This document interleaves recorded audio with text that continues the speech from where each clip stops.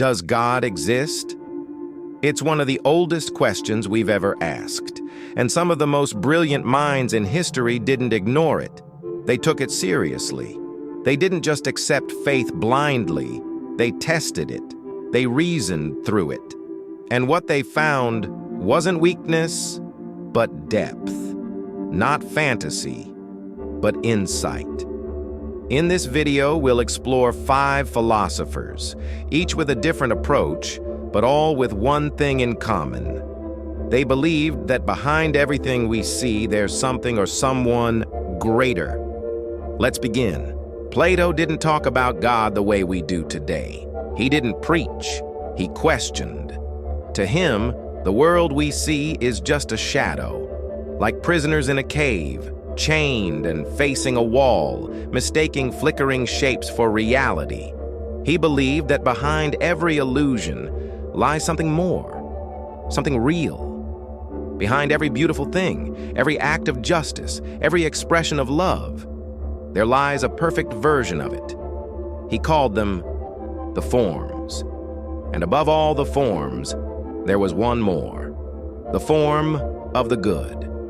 It was the source, the ultimate reality.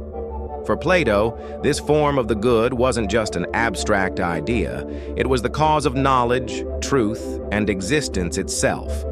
Just as the sun allows us to see and gives life, the good allows us to know and gives meaning. Imagine seeing a beautiful sunset. You recognize beauty instantly. But where does that standard of beauty come from? Plato would say, it comes from the perfect form of beauty, a version that exists beyond time and space.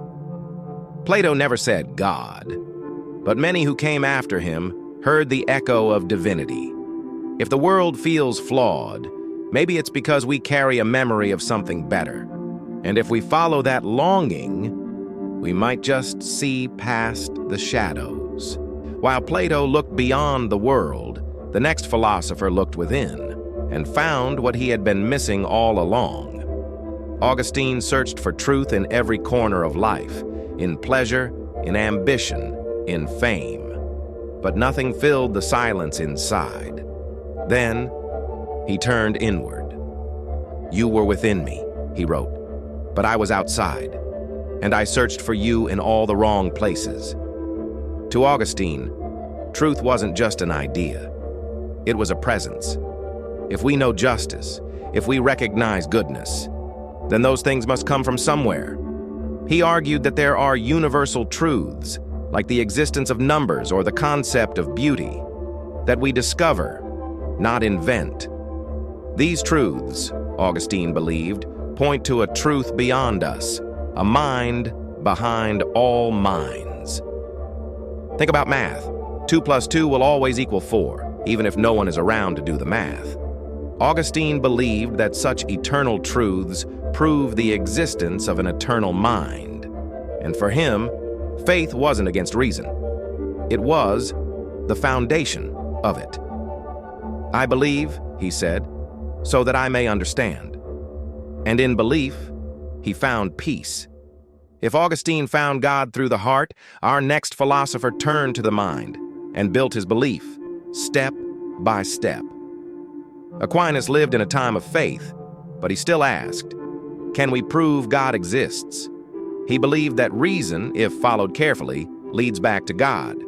He proposed 5 ways, 5 arguments, 5 steps. First, motion. Everything moves, but nothing moves itself. There must be a first mover. That's God. Second, cause. Every effect has a cause. You can't go back forever. There must be a first cause. That's God. Third, contingency. Everything in nature might not have existed, but something must exist by necessity. That's God. Fourth, degrees. We call some things better, truer, nobler, but those comparisons need a perfect standard.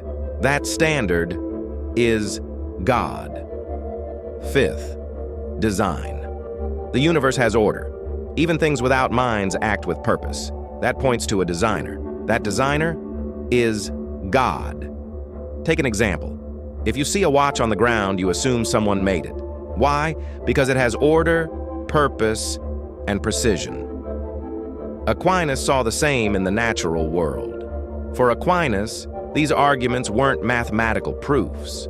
They were signs, clues, pathways for the rational mind to approach the divine. He didn't think logic replaced faith. He believed it led us to the edge. Faith helped us cross. But what if logic still isn't enough? What if belief is a choice we make, even when we're unsure? Our next philosopher saw faith as a gamble, and he placed his bet. Pascal was a genius with numbers, but he knew some truths go beyond math. So he framed belief as a wager. If you believe in God, and He exists, you gain everything. If He doesn't, you lose nothing. But if you don't believe, and He does exist, you lose it all. To Pascal, faith wasn't blind. It was the wisest risk. But even more than logic, he pointed to the heart. The heart has its reasons, he wrote. Which reason does not know? Pascal believed humans are caught between greatness and wretchedness, capable of thought and wonder, yet burdened by doubt and suffering. This condition, he argued, can only be understood through faith. Imagine betting on a game where the prize is infinite and the cost is nothing. That's how Pascal saw belief in God. Faith, he said, is not about proof. It's about trust. When the stakes matter most, Pascal offered a wager. But our final philosopher speaks of a leap, not calculated, not cautious, but courageous. Kierkegaard lived in a world ruled by logic. He pushed back. The deepest truths, love, purpose, faith, can't be measured. They must be lived. He said, real faith begins where reason runs out. He called it the leap of faith, not a blind jump, but a choice, a surrender. You don't wait for certainty. You choose to trust. To Kierkegaard, truth wasn't abstract. It was personal. Belief, he said, is not just agreement. It's commitment. It's risk. Think of love. You don't wait until you have a formula that guarantees a happy ending. You take a chance. You leap. And without risk, there is no faith. 5 thinkers, 5 different minds, 5 ways of searching for something beyond themselves. They didn't all agree. They didn't define God the same way, but each believed. Faith wasn't weakness. It was a kind of wisdom, and maybe an answer worth chasing. So now we ask, does God exist? Or perhaps the better question is, what will you do with the possibility that He does?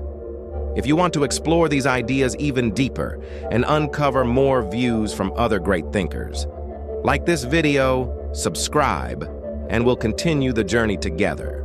Next, we explore Nietzsche, why he declared God is dead, and what he really meant.